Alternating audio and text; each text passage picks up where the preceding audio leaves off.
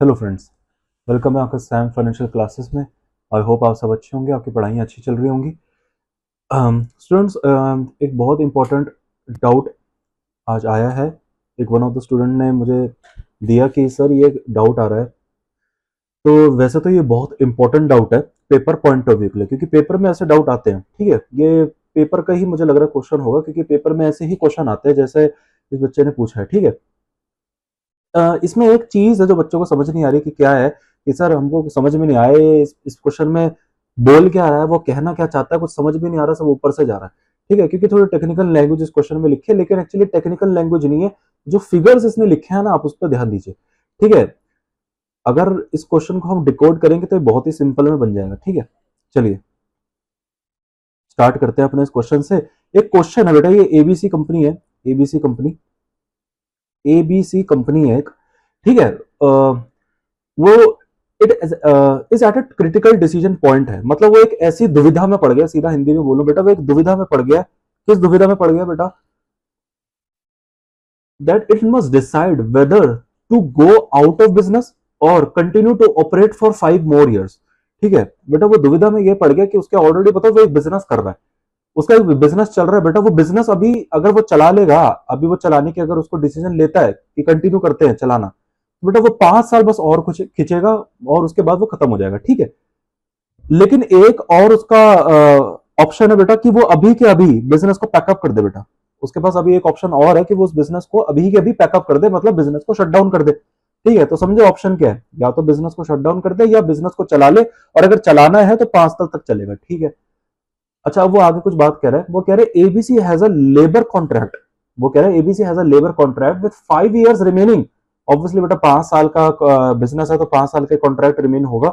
Which calls for $1.5 million in severance pay. ये severance पे बेटा एक्चुअली क्या होता है, ये एक तरीके से मैं आपको बोलूंगा, एक तरीके से आप इसको ऐसा से जैसे मेंटेनेंस टाइप सा होता है ना, वैसे इस पे हम अभी डिटेल में चर्चा पार्ट 1 में मैंने आपको बता रखी है। तो ये एक तरीके से आप ऐसा समझिए, एक पेनल्टी टाइप है। ठीक है, इन सेवरेंस पे इफ लोगन्स प्लांट शट डाउन, मतलब उसको एक वो अगर बिजनेस करता है, उसको बिजनेस में कॉन्ट्रैक्ट मिला हुआ बेटा 5 साल का है। अगर वो बिजनेस अभी के अभी बंद कर देता है, बिजनेस 5 साल का है लेकिन अब वो उसने अगर डिसीजन ले लिया कि नहीं भाई मेरे साथ बिजनेस नहीं हो रहा, मैं बिजनेस बंद कर रहा हूं, तो बेटा उसको $1.5 million सेवरेंस में देना पड़ेगा पार्टी को। ठीक है, अगर वो बंद कर देता है। ठीक है, अच्छा इसके आगे एक चीज और लिखी है, the firm also has a contract to supply. अब ये जो इसको कॉन्ट्रैक्ट मिला, किस चीज का कॉन्ट्रैक्ट है ये लिखा है इन्होंने बेटा, वो 1.5 लाख यूनिट्स यहां लिखा है, वो 1,50,000 यूनिट्स सप्लाई करेगा पर ईयर। 1,50,000 यूनिट्स बेटा वो पर ईयर सप्लाई करेगा, पर ईयर वो सप्लाई करेगा। किसको? एक सामने वाले जिस पार्टी होगी जिसको जिसका उसने कॉन्ट्रैक्ट ले रखा है, उसका नाम है दिल इनकॉर्पोरेशन, उसका नाम है बेटा दिल इनकॉर्पोरेशन। ठीक है जी, अच्छा कितने में करेगा ये तो बताया नहीं, बताया सर देखो, हाँ बताया $100 में बेटा, $100 में करेगा, मतलब 1.5 लाख यूनिट्स, 1,50,000 यूनिट्स बनाएगा और एक यूनिट $100 में बेचेगा। तो टोटली कितना हो गया वैसे, अगर हम कैलकुलेट करेंगे तो ये हो गया 1,50,00,000 रुपीज का टोटल रेवेन्यू हो गया बेटा इसका। फिर तो 1,50,00,000 का उसका टोटल रेवेन्यू हो गया। ठीक है, चलिए ठीक है हो गया फॉर द नेक्स्ट 5 ईयर। ठीक है, क्योंकि 5 साल का कॉन्ट्रैक्ट, बार बार 5 साल बोल रहा है बेटा, हमको पता है ये क्वेश्चन नहीं भी बोलेगा, हमको पता है कि बिजनेस 5 साल के लिए चलेगा तो 5 साल के कॉन्ट्रैक्ट होगा, उससे तो ज्यादा होगा भी नहीं। ठीक है चलो, फिर भी बोल रहा है वो बेटा दिल इन, वो कह रहा है दिल is ABC only remaining customer. वो कह रहा है एक ही उसका रिमेनिंग कस्टमर रह गया, मतलब तभी बेटा वो सोच रहा है हो सकता है बंद करने की कोशिश कर रहा हूं। अभी मैं आपको कुछ फैक्टर्स बताऊंगा, इस क्वेश्चन में लिखा नहीं है, लेकिन डिकोड करने की आपको बताओ आदत डालनी पड़ेगी, आपको चीजें निकालनी पड़ेगी, आपके माइंड में आना चाहिए ऐसा सोच क्यों रहा है बंद करने का। क्वेश्चन में हर चीज गिवन है बेटा, लेकिन वो हमसे पूछी नहीं गई है, लेकिन ये चीज आपको समझनी पड़ेगी क्योंकि ये सेक्शन ई का ही तो पार्ट है। देखो अब ये बंद करने की क्यों सोच रहे हो, देखो पहला इन्होंने एक ये रीजन बेटा पहले ही बता दिया, वो दिल इसका एक ही कस्टमर है बेटा। बेटा 5 साल का धंधा चल रहा है, बिजनेस चल रहा है, लेकिन अभी तक बस एक ही इसका कस्टमर रह गया, उससे उसी से उसको कॉन्ट्रैक्ट मिल रहा है। तो ये सोच रहा है कस्टमर ही नहीं आ रहे इनके पास, तो कैसा बिजनेस है, तो उसने सोचा चलो इसको शट डाउन कर देते। आगे और भी फैक्टर्स हो सकते हैं, वो बताएगा। लिखा है एबीसी मस्ट पे दिल, वो कह रहा है एबी, पता नहीं तो नाम कैसा है, एबीसी मस्ट पे दिल $5 लाख इमीडिएटली। अब यही बात हो रही है, मतलब अगर ये धंधा बंद करने की सोच रहा है तो इसको दिल को $5 लाख एज अ वो देने पड़ेंगे डिफॉल्ट का। क्योंकि बेटा देखो कॉन्ट्रैक्ट इसने लिया था 5 साल का। अब मेरी बात सुनो, इस ये धंधा कर रहा है, इस धंधे के अंदर बेटा इसने कॉन्ट्रैक्ट ले रखा है 5 साल का। अब अगर ये सोच रहा है मेरा धंधा करने का मूड नहीं कर रहा, मैं बंद कर देता हूं, लेकिन कॉन्ट्रैक्ट तो बेटा कर लिया, अब वो तो लीगली बाइंडिंग है, आपको वो तो करना पड़ेगा, चाहे बिजनेस करो या ना करो, आपको उसको सर्विस प्रोवाइड करनी पड़ेगी। अब कॉन्ट्रैक्ट में ऐसा लिखा है कि बाय चांस अगर आपका मूड नहीं हुआ या आप मुकर गए कॉन्ट्रैक्ट पूरा करने से, तो आपको हमें एज अ मेंटेनेंस $5 लाख देने पड़ेंगे। तो ठीक है, उसने लिख दिया, चलो ठीक है, आगे पढ़ते हैं और क्या कह रहा है। वो कह रहा है the plant has a net book value of $6 lakh. ठीक है भैया, बुक वैल्यू उसकी अभी आज की खातों में, अकाउंट के बुक्स में हमारे जो प्लांट की वैल्यू वो $6 लाख है। ठीक है, and appraisers estimate the facility would sell for $750 today but would have no market value operated for other 5 years। इसका मतलब ये कह रहा है बेटा आज हमारे प्लांट की अभी के अभी मार्केट वैल्यू बुक्स में वैल्यू $6 लाख है, और अभी के अभी अगर मैं इसको मार्केट में बेच आता हूं तो $7.5 लाख हमें मिल जाएंगे, मतलब 1.5 लाख ज्यादा मिल जाएगा बुक वैल्यू से। लेकिन अगर मैंने डिसाइड कर लिया इसको 5 साल चलाने के लिए बिजनेस, मतलब बेटा बिजनेस 5 साल चला रहे हो तो प्लांट भी फिर पूरा 5 साल घिसेगा, तो वो कह रहा है बेटा 5 साल बाद इसकी कोई मार्केट वैल्यू नहीं है। अगर आप अभी बंद करने की सोचोगे तो आप ये प्लांट मार्केट में बेच आओगे और अभी बेच के आपको 7,50,000 आराम से मिल जाएंगे। लेकिन अगर 5 साल खींचोगे तो फिर बेटा इसके कुछ भी नहीं मिलेंगे, ₹0 मिलेंगे। ठीक है, कबाड़ी के भाव भी नहीं बिकेगा भैया। ठीक है, वो कह रहा है ABC fix cost are $4 million per year. वो $4 million मतलब 40 लाख। ठीक है, Logan's fix cost are $4 million per year. बेटा ये बहुत इंपॉर्टेंट शब्द है यहाँ पे, पर ईयर। स्टूडेंट्स क्या करते हैं, पर ईयर को कंसिडर ही नहीं करते, बस $4 million सोचने बैठ जाते हैं। अरे ये पर ईयर का खर्चा है, 5 साल आप बिजनेस चलाओगे, हर साल आपको $4 million का फिक्स कॉस्ट का तो खर्चा ही है, तो 5 साल का $20 लाख हो गया। चलो ठीक है, एंड वेरिएबल, अच्छा फिक्स कॉस्ट के साथ वेरिएबल कॉस्ट भी दे दी। वेरिएबल कॉस्ट आपको पता है क्या होती है, प्रोडक्ट से लिंक कॉस्ट होती है, डिपेंडेंट कॉस्ट होती है, मतलब जब प्रोडक्ट बनाओगे तो ही लगेगी, प्रोडक्ट नहीं बनाओगे तो नहीं लगेगी। ये पार्ट 2 सेक्शन सी का कंसेप्ट है। चलिए, वेरिएबल कॉस्ट आ 75 पर यूनिट। चलो ठीक है, लोगन्स एप्रोप्रिएट डिस्काउंट रेट 12%, टैक्सेस उसने कुछ नहीं दे रखा। ठीक है भैया, वैसे तो ये क्वेश्चन बताओ बहुत सिंपल है बेटा, इसको टेक्निकल अगर मैं अपने पे बनाने आऊं ना तो ये इतना टेक्निकल बन सकता है। इन्होंने टैक्स दिया ही नहीं, टैक्स अगर दे देते ना बेटा, गलती से भी अगर इस क्वेश्चन में टैक्स आ जाता ना, बस टैक्स ही, तो बेटा इसमें आपको डेप्रिसिएशन टैक्स शील्ड तक निकालना पड़ता, पता है आपको, और वहां तक नहीं रुकना, फिर आपको कैपिटल गेन पे भी निकालना पड़ता है। कैपिटल लॉस होता तो कैपिटल लॉस, वैसे कैपिटल लॉस नहीं है, कैपिटल गेन है, क्योंकि 6 लाख की प्लांट $7.5 लाख में बेच दी। ठीक है, तो ये इतना टेक्निकल बन जाता और बहुत लंबा बन जाता। चलिए, खैर उन्होंने बोला ignoring taxes the optimal decision is to, बस ये 4 ऑप्शन दे दिए। बेटा ये बहुत इजी क्वेश्चन है वैसे, अगर इसमें टैक्स अगर गलती से भी बस ये दे देता ना तो आपके लिए बहुत लंबी चौड़ी कैलकुलेशन हो जाती। ठीक है, चलो ये 4 ऑप्शन है बेटा, अभी हम इसमें निकालेंगे ही नहीं, पता है क्या, मैं आपको एक इनसाइट दूंगा कि बिना निकाले, ये क्वेश्चन वैसे बड़ा है, इस पे कैलकुलेशन अभी हम करेंगे, लेकिन मैं आपको एक बात बताता हूं, आप मतलब क्वेश्चन को जज करके ही एक आइडिया लगा सकते हो। मैं आपको बताता हूं, इस क्वेश्चन को बेटा जज करके ही एक आइडिया लगा सकते हो इनमें से कौन सा ऑप्शन होगा। ठीक है, देखिए सीएमए यूएसए में ऐसे ही होगा। देखिए सीएमए यूएसए में आपके पास बेटा 100 क्वेश्चन होते हैं, ज्यादा टाइम आपके पास होता नहीं हर क्वेश्चन में आपको वो लगाना। ठीक है, तो आपको उसको सॉल्व तो खैर करना पड़ेगा, लेकिन सॉल्व करने से पहले आप एक आइडिया लगा सकते हैं ताकि आप कंफर्म कर सके अपने आंसर को। ठीक है, ये इसलिए बता रहा हूं मैं, ऐसे नहीं है कि आप पेपर में बस अपना वो जो मैंने आपको बोला ऊपर ऊपर से आपने बस आइडिया लगा लिया और उसी को ही आप वो करके आ गए अप्लाई, सॉल्व करा ही नहीं। बेटा ये बस एक आइडिया है, रफ एस्टिमेट है आपका आंसर वो करने के लिए। ठीक है, चलिए अब मैं आपको बताता हूं ये कैसे है सिस्टम इसका।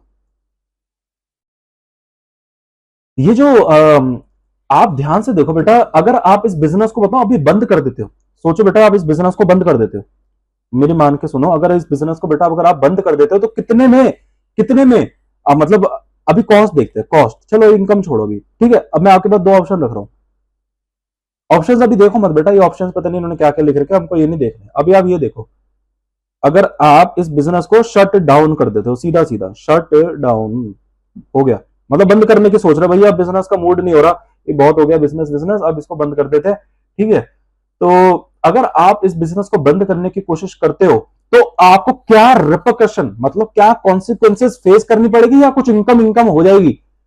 बेटा आप कोई डिसीजन लेते हो, आप डिसीजन तब लोगे ना जब आपको प्रॉफिट हो रहा होगा, घाटा हो रहा है तो आप उस चीज को थोड़ी ना लोगे।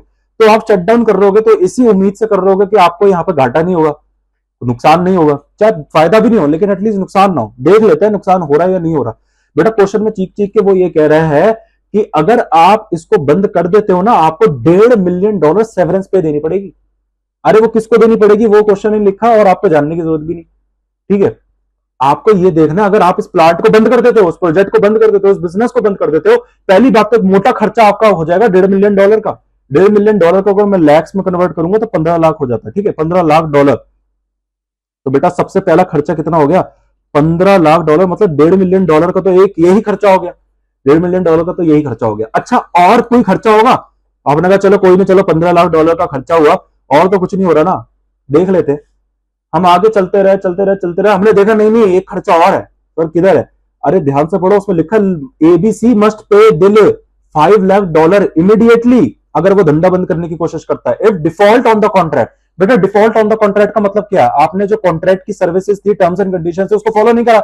इसका मतलब सीधी भाषा में बोलो, आपने उसको जो कॉन्ट्रैक्ट में सर्विस लिखी थी आपने उसको दी नहीं। क्यों नहीं दी? क्योंकि आपने धंधा बंद कर दिया, शट डाउन कर दिया। कैसे दोगे? धंधा ही बंद कर दिया तो फिर सर्विस तो दे नहीं सकते। अब दे नहीं सकते तो बेटा आपको उसको $5 लाख देने पड़ेंगे। किसके लिए? एज अ मेंटेनेंस देना पड़ेगा। तो बेटा एक खर्चा ये भी तो हो गया, उसको भी तो गिनो। तो टोटल खर्चा कितना खर्चा हो गया? $20 लाख, मतलब $2 मिलियन भी बोल सकते हैं। $2 मिलियन का आपका बेटा खर्चा खड़ा है। अच्छा अब इसके आगे और तो खर्चा नहीं है सर, ठीक है 20 हो गया, अब इसके आगे तो और नहीं है, देख लेते हैं। देखो और तो आगे हमको कोई दिख नहीं रहा इस पे खर्चा, ठीक है, और तो नहीं है। बाकी तो सब ये वो बुक वैल्यू, ये सब डेप्रिसिएशन, सब फालतू बातें लिखे आगे, ठीक है। चलो हमारा इससे कोई लेना देना इसका है नहीं, चलो और कोई खर्चा नहीं है, चलो। लेकिन बेटा आप ध्यान से देखो, बेटा बंद करने में आपका खर्चा हो रहा है। आप बंद कर रहे हो तो बंद करने में आपका एटलीस्ट खर्चा जेब से जा रहा है। खर्चा जा रहा है कितने डॉलर का? $20 लाख। अच्छा कोई इनकम हो रही है बंद करने से? कोई इनकम हो सकती है? हाँ हो रही है। वो कह रहा है बेटा अगर धंधा बंद कर दोगे ना तो आपका ये जो प्लांट है, अब बेटा जब धंधा बंद कर दिया तो ये प्लांट फोकट का है, इसको तो फिर बेच दो मार्केट में, आपका किसी काम का नहीं। मार्केट में बेचेंगे $7.5 लाख मिल रहा है, तो बेटा $20 लाख का नो डाउट खर्चा होगा। लेकिन एक प्लांट बेच के $7,50,000 वापस भी तो आ रहे हैं, तो खर्चा हमारा 7,50,000 से बेटा कम हो जाएगा। तो एक्चुअली हमारा खर्चा फिर कितना हो गया बेटा? ये हो गया हमारा 12,50,000। तो बेटा नेट खर्चा एक्चुअली हमारा कितना है? कॉस्ट नेट खर्चा कितना है बता दो बेटा। ये कब है? जब हम शट डाउन करते हैं। ये तब है बेटा जब हम शट डाउन करने की कोशिश कर रहे हैं, ठीक है, ये तब हो गया। लेकिन अब सुनो, अब तो गेम असली स्टार्ट हुआ है। अब हम बात कर रहे हैं बेटा उसकी, अगर हम शट डाउन नहीं करते, हम कंटिन्यू ऑपरेटिंग, हम ऑपरेटिंग कर रहे हैं, या मैं सीधा शब्द बोलूं कंटिन्यू कर रहे हैं, कंटिन्यू कर रहे हैं।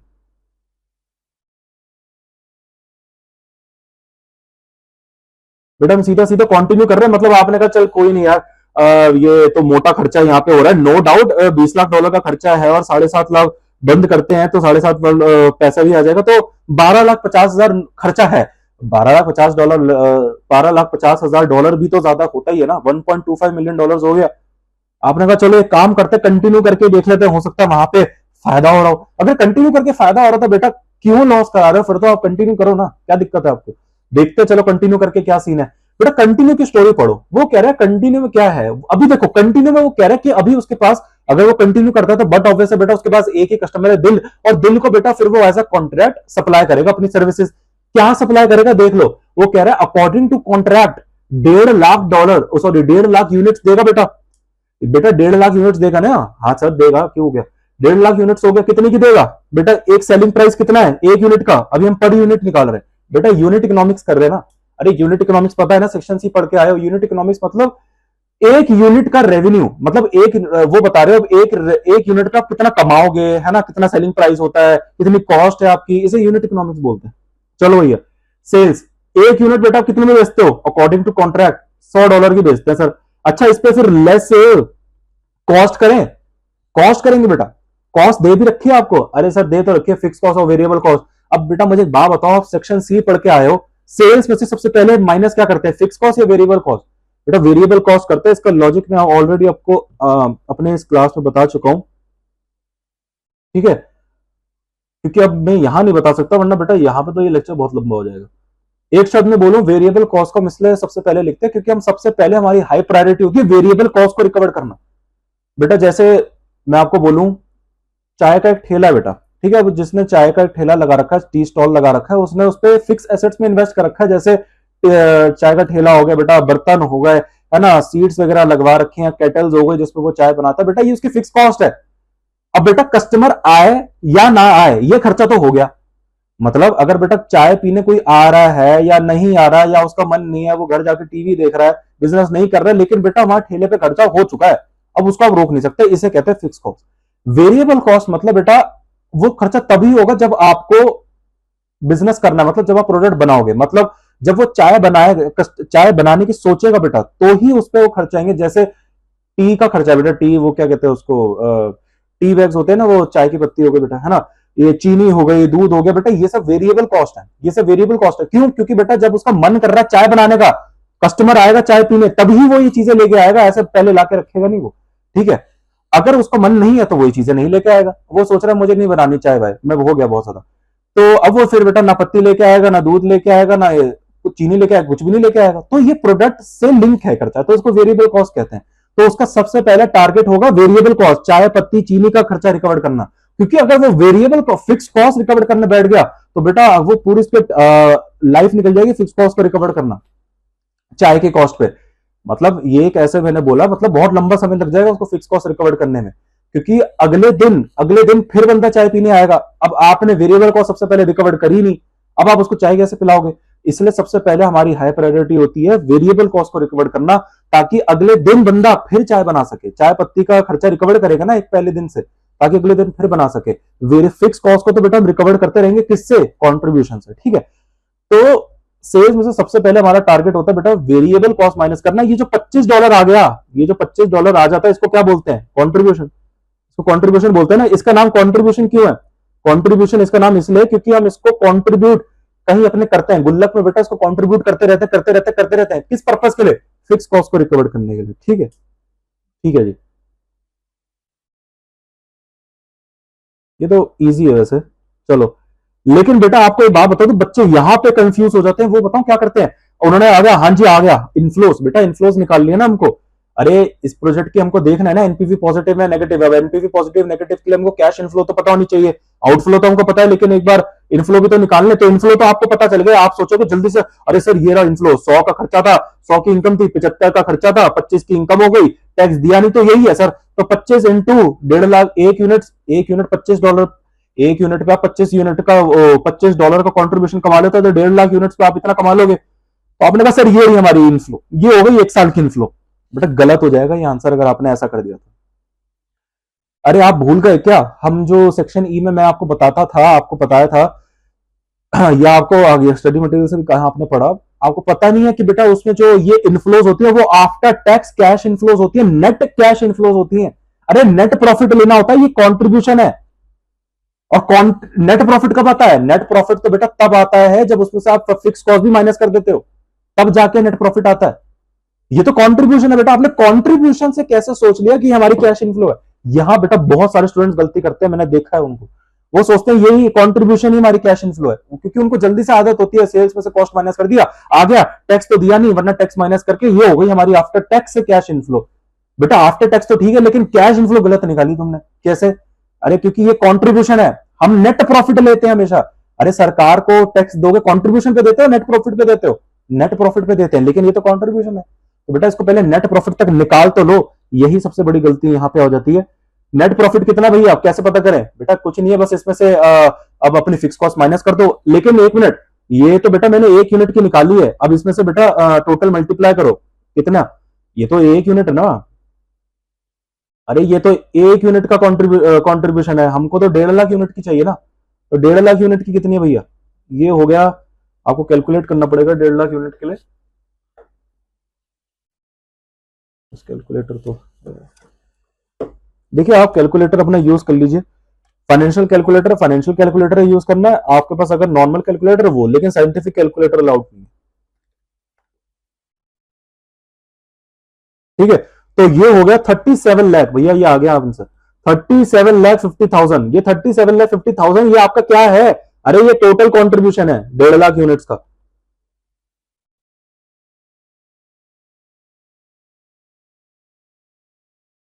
ठीक है, इसको थोड़ा बड़ा लिखते हैं, कुछ भी नहीं आया शायद।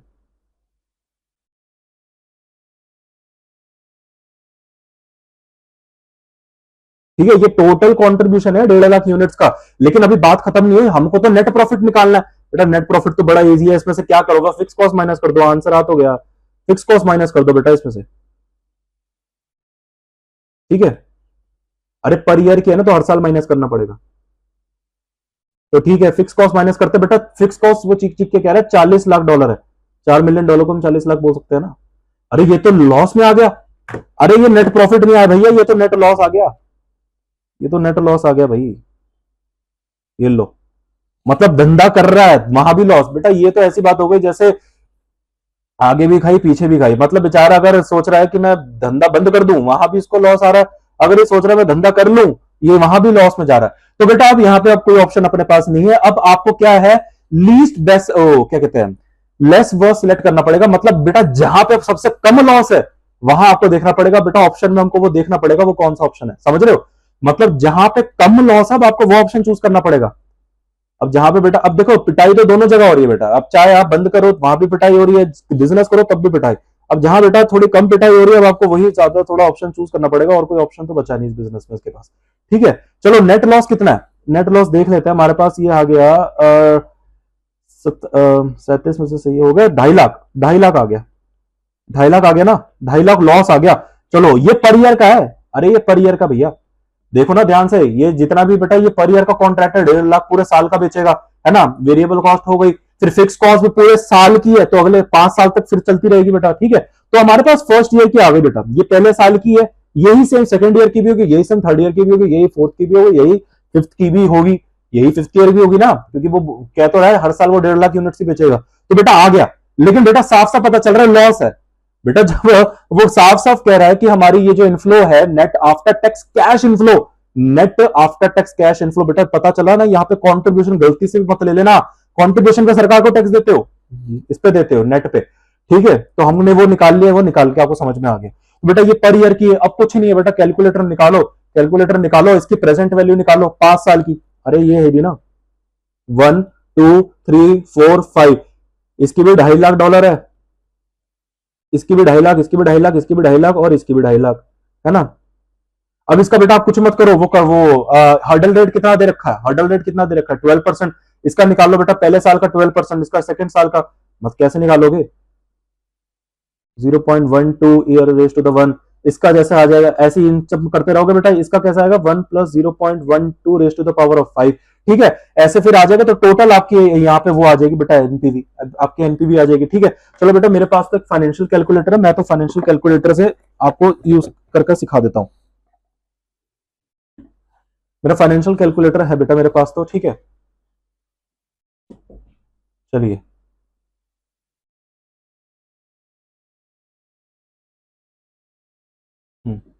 ये रहा फाइनेंशियल कैलकुलेटर। चलिए ठीक है, क्यों, क्योंकि फाइनेंशियल कैलकुलेटर से क्या होगा बेटा, देखिए अगर आपको मैन्युअली करना है, मैंने आपके लिए शेड्यूल लिख दिया, आप इसको अपना फॉलो कर लीजिए। पीवी टेबल्स आपके पास होंगी बेटा, पीवी टेबल से देख के आराम से आपका आंसर सॉल्व हो जाएगा, ऐड कर लीजिए। मेरे पास कैलकुलेटर है बेटा फाइनेंशियल, इससे मेरे लिए इजीली हो जाएगा। ठीक है, मैं आप लोगों को ये एडवाइस करूंगा, अगर आपके पास ये एक्सेसिबल है तो आप ये भी ले लीजिए। ठीक है, चलिए अब इसको हम, चलिए बेटा लिखते हैं बेटा हमारी एनपीवी। एनपीवी आपको पता है बेटा, ये मेरे ये मैं आपको बेटा, आप मेरे यूट्यूब पे जाके देख सकते हैं फाइनेंशियल कैलकुलेटर कैसे चलाते हैं। मैंने आपको इन डिटेल वहां पे समझा रखा है कि कैसे फाइनेंशियल कैलकुलेटर आपको यूज करना है। ठीक है, फाइनेंशियल कैलकुलेटर कैसे यूज करते हैं, तो आप वहां पे जाके मेरे यूट्यूब पे वीडियो देख सकते हैं। ये क्वेश्चन भी आपको डिस्क्रिप्शन बॉक्स में मिल जाएगा। चलिए हो गया। कैश इनफ्लोस में बेटा पहले सेल में मैं अपनी कैश इनफ्लोस डाल दे रहा हूँ 2.5 लाख।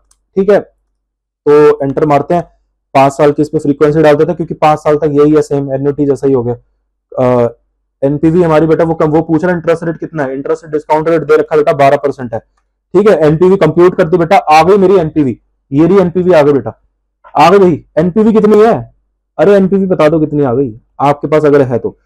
ये भी तो ऑब्वियसली बेटा लॉस में आएगी, तो कितनी आ गई लॉस, लेकिन अगर आ रही है तो 9,01,195,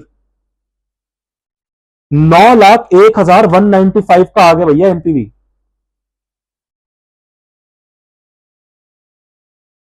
मतलब यहां पे आपको कितने का लॉस हो रहा है, मतलब आज प्रेजेंट वैल्यू में आपको इसका कितने का लॉस हो जाएगा अगर आप कंटिन्यू करने की सोच रहे हो, 9,01,195।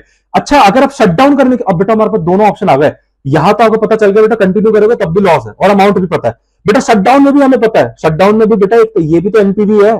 अरे ये भी तो एनपीवी है, कैसे पता चला सर? अरे आपको शटडाउन में कोई इन्फ्लो थोड़ी ना दे रखी है।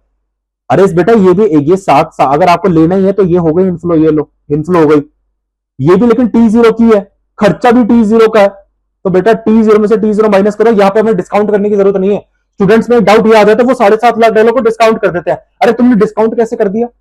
कैसे कर दिया डिस्काउंट? ये जो आप $7.5 लाख बेच रहे हो ये तो आप अभी प्रेजेंट भी तो बेच रहे हो। तो बेटा प्रेजेंट भी बेच रहे हो तो इसको डिस्काउंट क्यों कर रहे हो? इसको तो सीधा कॉस्ट में से माइनस कर दो। तो ये आ गई भैया हमारी एनपीवी, इसको हम लिखेंगे एनपीवी। ठीक है, ये लो ये हो गई एनपीवी।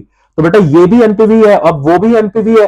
अब हमें कहां पे आपको साफ साफ दिख रहा है? मुझे आप जाके बता दो साफ साफ, यही लॉस है ये भी। अब आप मुझे बताओ बेटा साफ साफ, कोई बच्चा भी बता देगा कम लॉस। बेटा दोनों में लॉस है। अब आपका कोई आप कुछ नहीं कर सकते, आपको दोनों में लॉस हो रहा है। अब कुछ ना कुछ तो आपको चूज करना पड़ेगा। बट ऑब्वियस है बेटा आप जहां पे कम लॉस हो रहा है वही चूज करोगे। साफ साफ दिख रहा है बेटा जहां पे कम लॉस हो रहा है वो ये है भैया, जहां पे सबसे कम लॉस हो रहा है तो आप ये वाला ऑप्शन चूज करोगे और बेटा ये वाला ऑप्शन नहीं चूज करोगे। आप कंटिन्यू करने की सोचोगे बेटा, आप continue, therefore you will continue. बेटा कंटिन्यू ही करना सबसे बेस्ट है क्योंकि वहीं पे कम लॉस हो रहा है। और कितने से कम लॉस हो रहा है? बेटा वहां पे अगर आप बंद करने की सोच रहे हो तो कितने का लॉस हो रहा है? कितने का घाटा? 12,50,000। अगर आप कंटिन्यू करने की सोच रहे हो तो कितने का लॉस है? 9,01,195। ठीक है भैया, ये आपको हो रहा है बेटा, आपको मतलब कितना कम लॉस हो रहा है? कितना कम लॉस हो रहा है?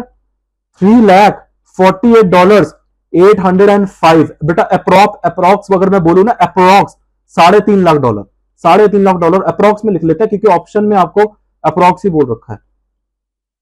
बेटा ऑप्शन हमें साफ साफ चीख के कह रहा है वो ए है इसका ऑप्शन।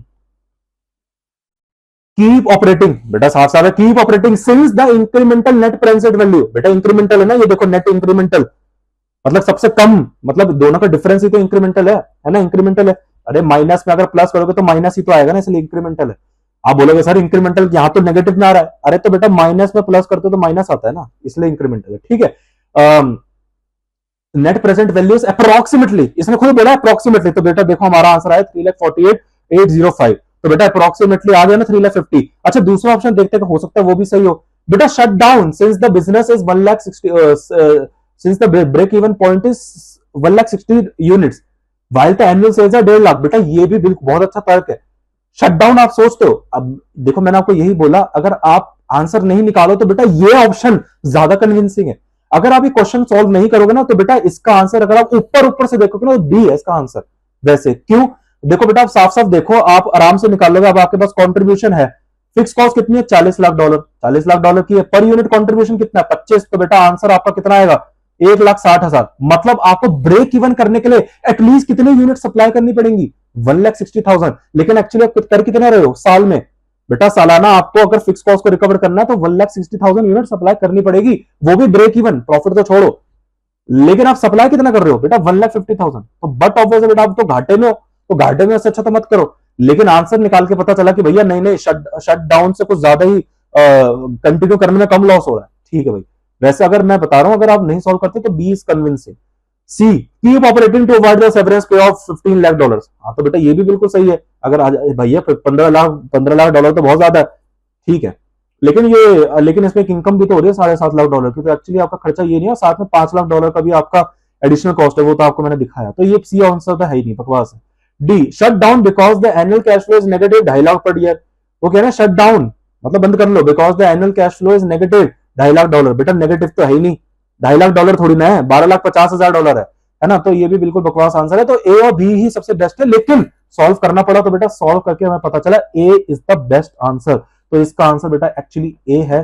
तो ये बहुत इजी है वैसे, मतलब बस थोड़ा सा इसमें कुछ टेक्निकलिटीज थी, जहां कुछ बच्चे चूक जाते हैं, तो मैंने इसलिए इसको पिकअप करा क्योंकि ये बहुत जगह इसमें बच्चे चूकते हैं, होती है गलती यहाँ पे। ठीक है, तो लेकिन अगर इसमें ये इंटरेस्टिंग और ज्यादा बन सकता था अगर इसमें मैं टैक्स और लिख देता। बस अगर टैक्स लिख देता ना तो बेटा आपको डेप्रिसिएशन टैक्स शीट निकालना पड़ता इस न्यू मशीनरी पे। चलो न्यू का तो आपको दे ही नहीं रखा, ओल्ड मशीनरी पे डेप्रिसिएशन टैक्स शीट निकालना पड़ता बेटा आपको।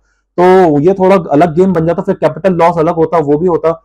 बहुत इंटरेस्टिंग बन जाता। खैर ये खैर इसमें क्योंकि लेकिन लेंदी भी बन जाता, तो पेपर में इसलिए इतना टाइम नहीं होता, इसलिए मैं कह रहा हूँ ये पेपर टाइप क्वेश्चन है, तभी मैंने आपको बोला।